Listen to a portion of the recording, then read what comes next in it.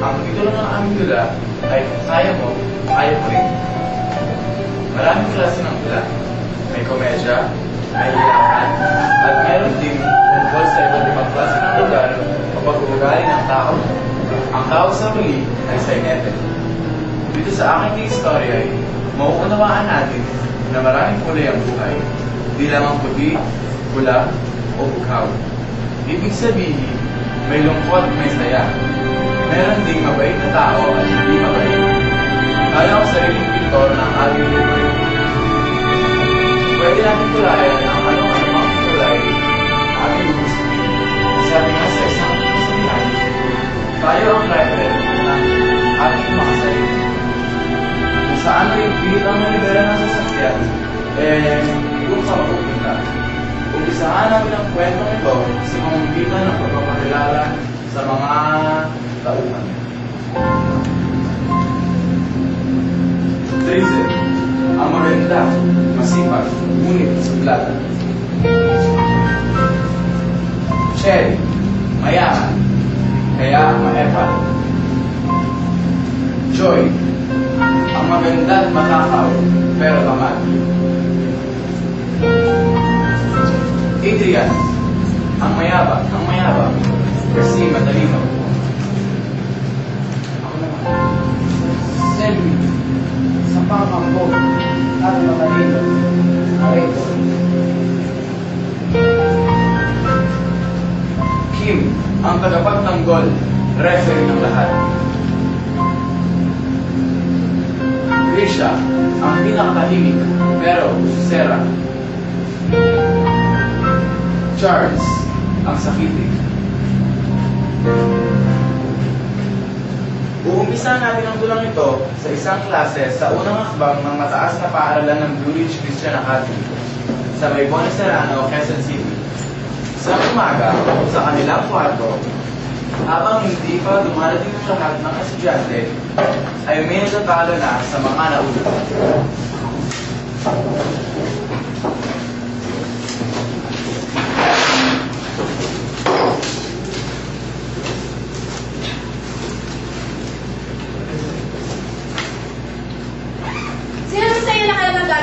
Nakakainis talaga. Ikaw, wala kami kinalaman siya. Kumakain lang kami dito eh. Oo nga, kakain na ang inaapit pag namin dito ni John. Uy, nakita ko sila Adrian at Selby. Nakailam ng gamit mo. Naku wala kang kinalaman dyan. Solo na ako, babasa na ako dito. Ay nako, salad na kayo ko yung pag ginagawa. Mag-aral na nga lang kayo dyan, kaysa naman puro pagkatalo kayo dyan. Mamaya nga pala, dalawin natin si Charles. Sama pa kayo? Oo nga pala, kaibigan, kailangan natin dumalaw para bumalik naman siya. Tuloy, sumaya siya. Huwag na. Hindi ako kasama. Nakaway ko yun. Bye-bye! Tara, sa amin na lang yun. Ako din, kaaway ko din yun. Pero may sakit yung tao. Kailangan natin puntahan, kapatawaran na.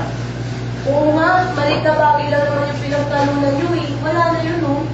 Tama, pag magkasya na tayo lahat, di ako na matutuwa yun. Ano ba? Sama ka na eh. Wala ka sana lalaki si Selby. Sama ka ba? Bahala na. Kung papayagan ako mamaya.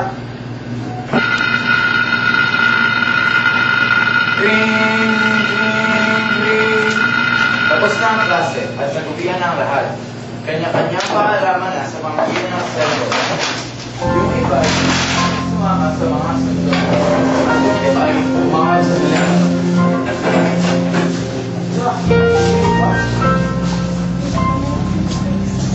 Gusto yun na. Kasi naman, may nakilap talaga ng gamit ko. Di ko tuloy nakita. Binuklat ko lang naman yung libro mo kanina eh. Nakita ko lang naman yung nag-flavor mo ano. Nakahiya tuloy si Triza na tumiyak. Kaya tumahimik ang lahat at pinalo ito. Uy, huwag ka na kaya. Yan, parang yun lang eh. Kaya naman kasi, nakaya naman niya pa. Hindi naman namin pinasa eh. Tara na. Tama na nga yan. Hay, ang mga babae nga naman. Tumigil ka na nga, Sel. Kita ko naiiyak na kayong tao eh. Oh, teka lang. Ito, bili tayong pasalubong para kay Chef oh. Kanta-kanta.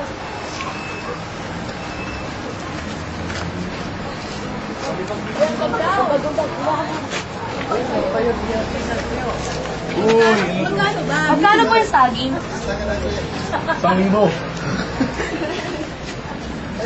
Magkano yung sabi ko? Ano siyang saging ko? Saging ko yan. 40 sa kilo. Ito kuya. Ano? Ito ba lang? 35 daw. Asan yung pera nyo? Bago pa sila makasakay ng jeep, ay may nag-text at sinabing kalalabas lang ni Charles sa ospital. Kaya't wala na silang dadalawin doon. Minabuti na lamang nilang dalawin ito sa kanilang bahay. Inabutan nilang maganda na at maayos ang lagay ni Charles. At tila baga hindi nagkasakit. Sabay-sabay nila itong inulat sa pamamagitan ng Hello, Charles! Kumusta na? Uy, buti naman at sinala na ako. Mabuti na ako. Sa awa ng Diyos. Uy, Charles. Salamat sa iyong pagdalaw. Uy, Charles, ito yung kasalimutan mo. Pasensya ka na dyan. Oo nga, pasensya ka na. Yan lang nakayanan namin eh. Kamusta na? Ayos lang ako. Nag-abala pa kayo. Maraming salamat sa inyong lahat. Natira nga sa pera ko, pamasahe lang pa uwi. Ako nga din, nagugutom pa naman ako ngayon. May pera pa ako dito. Papakainin na lang kita mamaya. Ano bang sakit mo, Charles? Nagka-dengue ako kasi hindi ako naglilinis ng aking kwarto. Kaya, at nagka-UTI din ako. Kaya, kasi kung ano-ano ang aking kinakain, junk food. Kaya ayun, dinala ako sa ospital. Bigla na lang kasi tumaas ang aking lagnat. Naku, nagkagayan na rin ako noon eh. Kaya nga lagi na malinis sa bahay namin. Ay, ayoko nga. Nakakatamad yata maglinis ng kwarto, no? Oo nga, may katulong naman kami. Upo kayo lahat. Ay talaga, sinasweldoan sila para maglinis ng ating kwarto. Naku, dapat maging malinis tayo sa ating paligid, sa bahay man o sa paaralan. Ayoko din, no? Mahirap yata maglinis. Dudumi pa ang aking mga kamay. Mas mahirap may sakit, kaya dapat tayo mag-ingat sa pagkain ng kung ano-ano dyan. Ang dapat natin kainin ay mga sariwang gulay at prutas. At sundin natin ang food pyramid na pinag-aralan sa science. At maging malinis sa lahat. Sana'y panatilihin nating malinis ang kapaligiran para tayo hindi magkasakit. Ang dami kong gamot na dapat inumin at ang mahal kaya. Kawawa naman si nanay.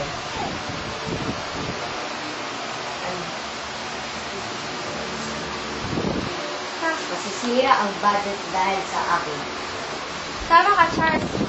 Ingatan natin ang ating sarili para hindi tayo magkasakit. Malakas ang katawan ko, kaya hindi ako magkakasakit. Yabang mo naman. Ako rin. Si Charles lang naman nasakitin sa atin eh. Ang aangas nyo talagang dalawa. Oo nga, parati kang absent. Kumain ka naman ng marami para lumaki ka. Parati ka kasing tatabi sa akin. Tingnan mo, oh.